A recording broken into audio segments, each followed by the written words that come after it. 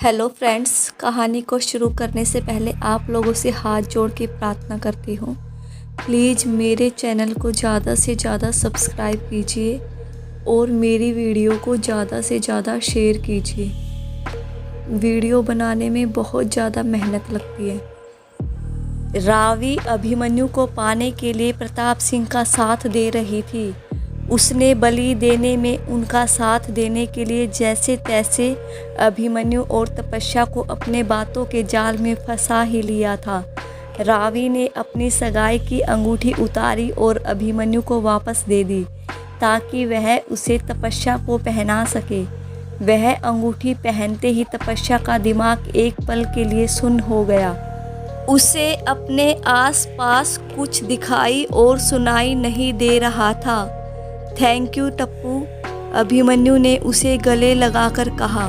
इसी के साथ उसका ध्यान टूटा। उसने अपने आसपास के लोगों को देखा। उसके देखने का तरीका काफ़ी अलग था। हेजल ने उसे नोटिस करते हुए कहा, यह हम सबको ऐसे क्यों देख रही है, जैसे हम सब इसके लिए अननोन हो। शायद इसे गिल्ट हो रहा होगा कि प्लान के खिलाफ जाकर उसने अभिमन्यु भाई से सगाई कर ली। एक बार यह सब खत्म हो जाए उसके बाद हम इससे बात करेंगे और कहेंगे कि हम इसके साथ हैं, उन्नति ने जवाब दिया। वह अभिमन्यु और तपस्या की सगाई से काफ़ी खुश थे। सब कोई अभिमन्यु और तपस्या को बधाई दे रहा था। उर्मिला बधाई देने के बहाने तपस्या के पास आई और उसके गले लगकर कान में बिल्कुल धीमी आवाज़ में कहा, हमने तुम्हें अभिमन्यु से दूर रहने के लिए कहा था ना। पागल तो नहीं हो गई हो? जानती हो ना तुम कौन हो? तपस्या ने उनकी बात का कोई जवाब नहीं दिया। वह तुरंत उनसे अलग हो गई। जानकी भी बधाई देने के लिए उनके पास आई और कहा, सच में आज बहुत खुशी हो रही है। पहले कार्तिक के इस तरह शादी करने से मन खिन्न हो गया था, पर कहते हैं ना, जो होता है अच्छे के लिए ही होता है। बोलते हुए उसने रावी की तरफ देखा और आगे कहा, तुमने सच में बहुत अच्छा काम किया है। बहुत कम लोग होते हैं जो अपनी खुशियों के ऊपर किसी और के बारे में सोच पाते हैं। जवाब में रावी मुस्कुरा दी।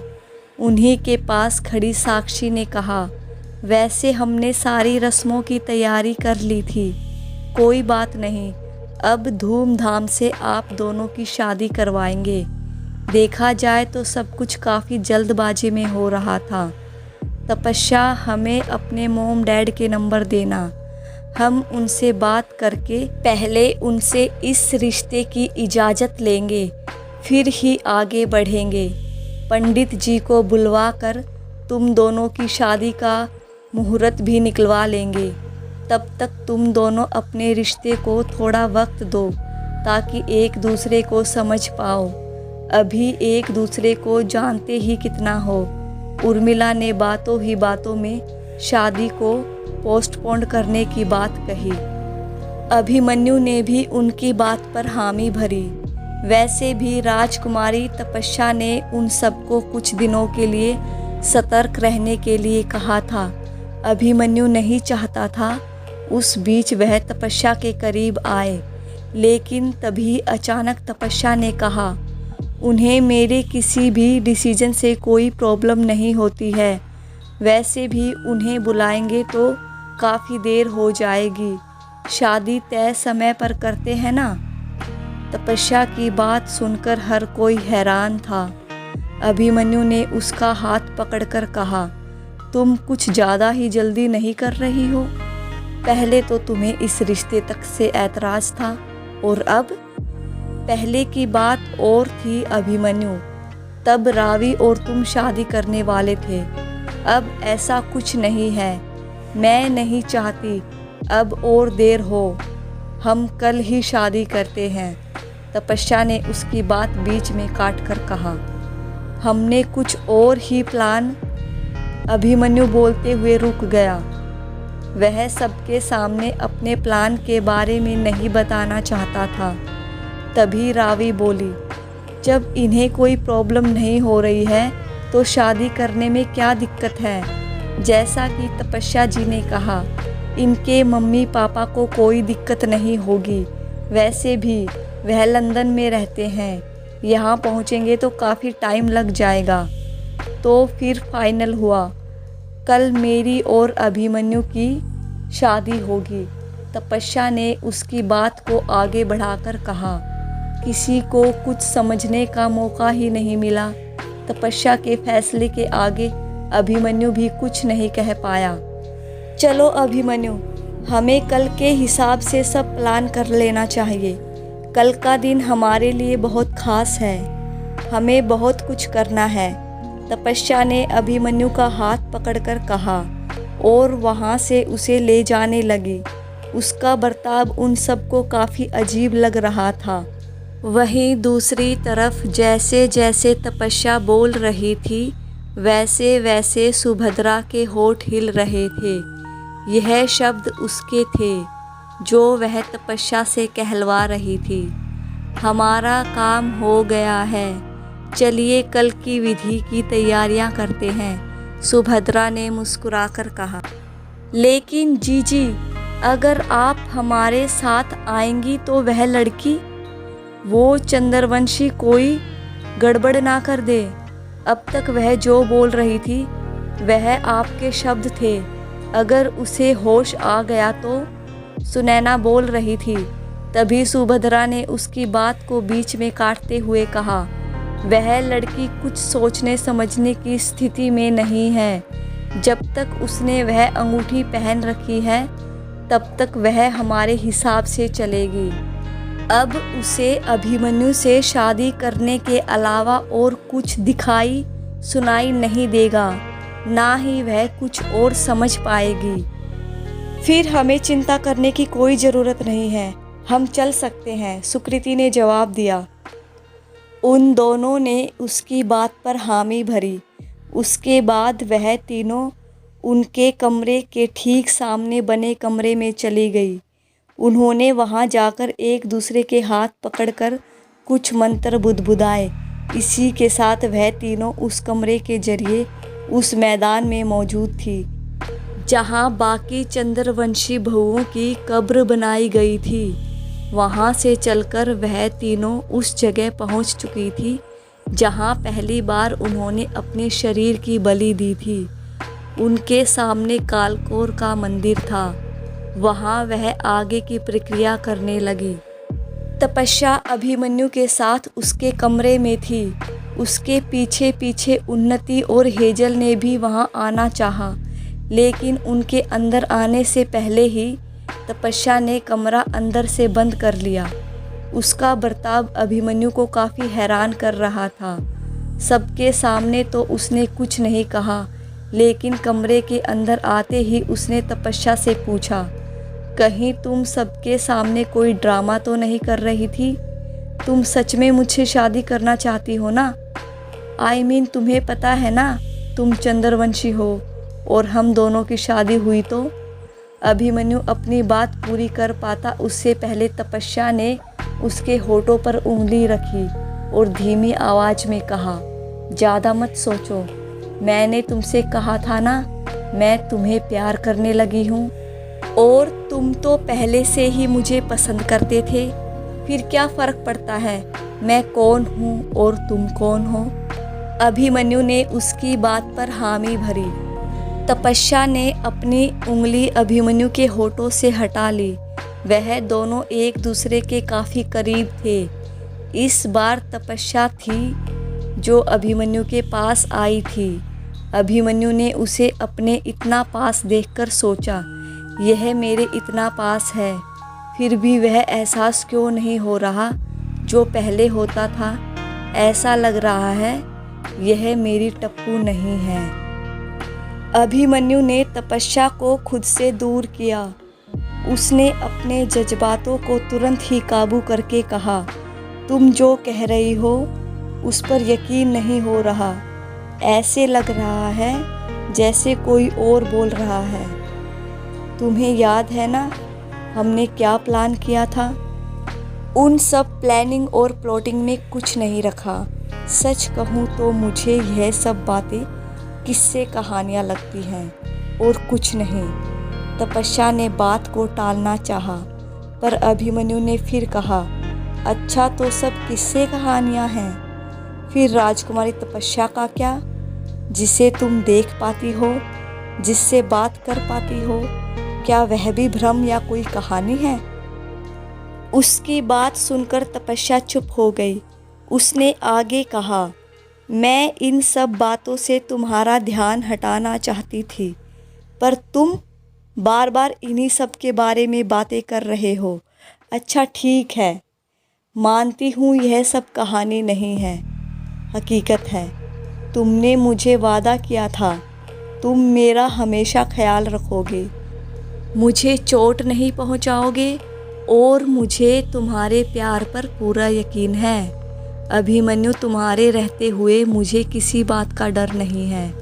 अभिमन्यु ने उसकी बात पर हामी भरी। उसे तपस्या के बर्ताव पर शक होने लगा था। उसका ध्यान उन सब बातों से हटाने के लिए तपस्या ने उसे गले लगाया और कहा, इस वक्त हमें सिर्फ हम दोनों और हमारे फ्यूचर के बारे में सोचना चाहिए। तुम्हें पता नहीं हमारे ऊपर कितनी जिम्मेदारियां हैं। कौन सी जिम्मेदारियां? अभिमन्यु ने हैरानी से पूछा। कभी सुना नहीं बड़े बूढ़ों को कहते हुए कि शादी के साथ बहुत सारी जिम्मेदारियां जुड़ जाती है? मैं उन्हीं जिम्मेदारियों की बात कर रही हूँ, तपस्या ने हंसकर कहा। अभिमन्यु ने उसकी बात पर हाँ में सिर हिलाया। वह उससे अलग होकर बोला, आर यू श्योर कि तुम मुझसे आज रात ही शादी करना चाहती हो? तुम्हारे पेरेंट्स नाराज़ तो नहीं होंगे ना? आज रात? नहीं, हम आज रात को शादी नहीं कर रहे, हम कल रात को शादी करेंगे। मैं चाहती हूँ जो रस्में तुमने रावी के साथ की वह सब मेरे साथ करो, तपस्या ने कहा। ठीक है। अभिमन्यु तपस्या के सामने ज़्यादा कुछ बोल नहीं रहा था, पर वह जिस तरीके से बात कर रही थी उसे कुछ ठीक भी नहीं लग रहा था। वह सबसे बात करने के लिए तपस्या से अलग जाने की कोशिश कर रहा था, लेकिन वह उसे खुद से दूर जाने ही नहीं दे रही थी। अच्छा तो हम कल शादी कर रहे हैं, तो फाइनल रहा, हम कल शादी कर रहे हैं। शादी के लिए तो बहुत सारे अरेंजमेंट्स, कपड़े, ज्वेलरी और भी कई चीज़ों की ज़रूरत पड़ती है। मैं उनमें तुम्हारी ज़्यादा हेल्प नहीं कर पाऊँगा। क्यों ना मैं उन्नति और हेजल को यहाँ बुला लूँ? अब तो दिशा भी आ गई है, साक्षी भाभी भी हैं, वह सब तुम्हारी अच्छे से मदद कर देंगे। अभिमन्यु ने बहाना बनाकर तपस्या से अलग होना चाहा। वह वहाँ से जाने के लिए दरवाजे की तरफ बढ़ा ही था, तभी तपस्या ने उसका हाथ पकड़कर उसे रोका और कहा, मुझे सब कुछ तुम्हारी पसंद के हिसाब से करना है।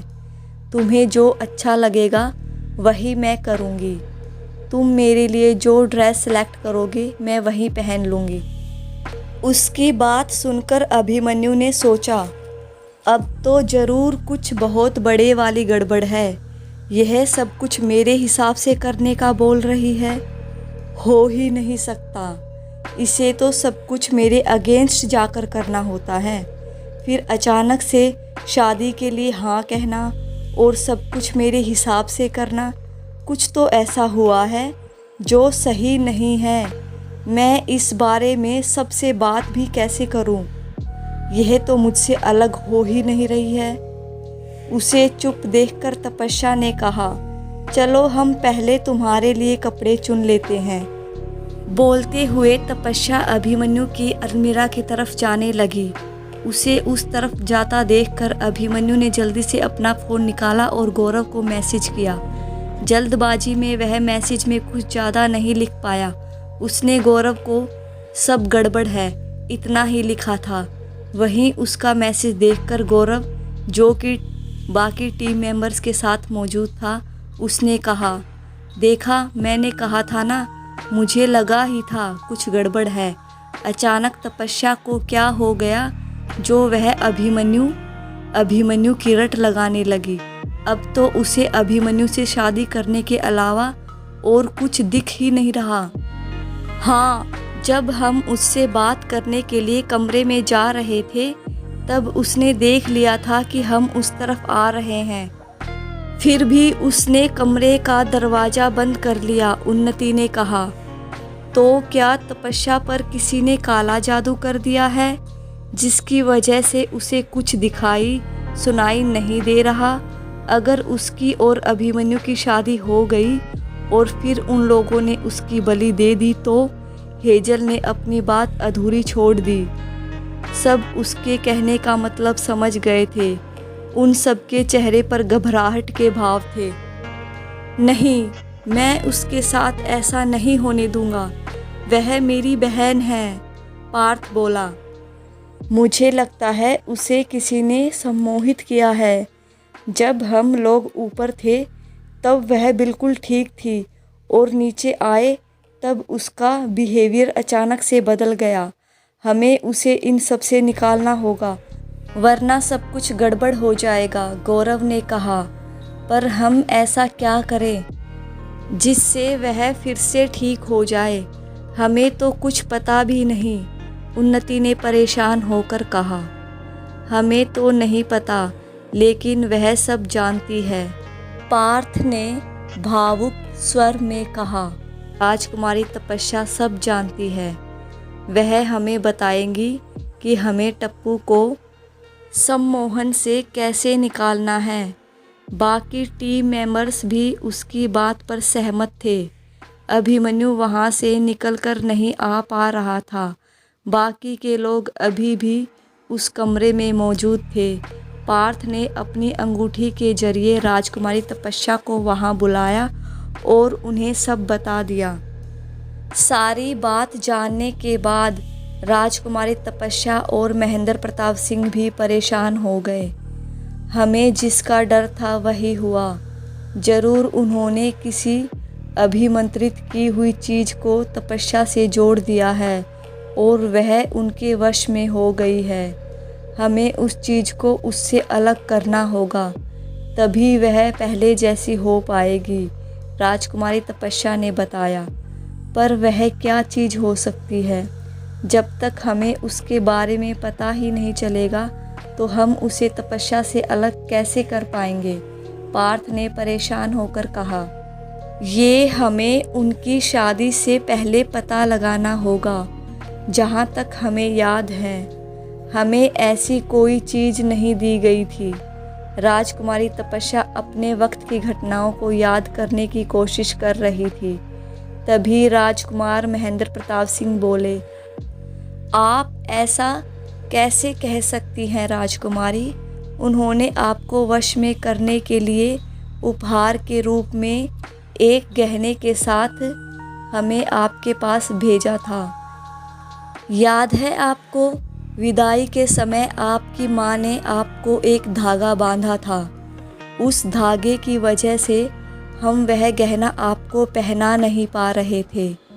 गहना?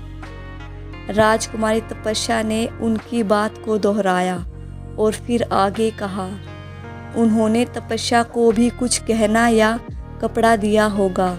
हमें जल्द से जल्द इस बारे में कुछ करना होगा वरना बहुत देर हो जाएगी। सबने उसकी बात पर हामी भरी। वह सब तपस्या से बात करने के लिए उसके कमरे के पास आए, लेकिन तपस्या ने उनमें से किसी के लिए दरवाज़ा नहीं खोला। उसने एक पल के लिए भी अभिमन्यु को अपनी नज़रों से दूर नहीं किया। इस बीच राजकुमारी तपस्या ने भी उससे संपर्क स्थापित करने की कोशिश की, लेकिन तपस्या ने कोई जवाब नहीं दिया। थक हार कर सब वहाँ से अपने कमरे में वापस आ गए। रात के 1 बज रहे थे। महल में सन्नाटा पसरा हुआ था। तपस्या अभिमन्यु के कमरे में बेड पर सोई हुई थी, तो वहीं अभिमन्यु वहाँ लगे सोफे पर सो रहा था। राजकुमारी, आइए, आपको आपका फ़र्ज अदा करने की रस्म शुरू करनी है। अचानक तपस्या के कान में एक आवाज़ गूंजी और वह एक झटके के साथ उठ गई। उसने कमरे का दरवाज़ा खोला और अपने कदम महल की ऊपरी मंजिल पर बढ़ा रही थी। उसकी आंखें पूरी खुली थी और वह सीधे सामने की तरफ देखकर चल रही थी। इस बीच एक बार भी उसने अपनी पलकें नहीं झपकाई। राजकुमार महेंद्र प्रताप सिंह और राजकुमारी तपस्या ने उसे ऊपरी मंजिल पर जाते देखा तो वह भी हैरान रह गए।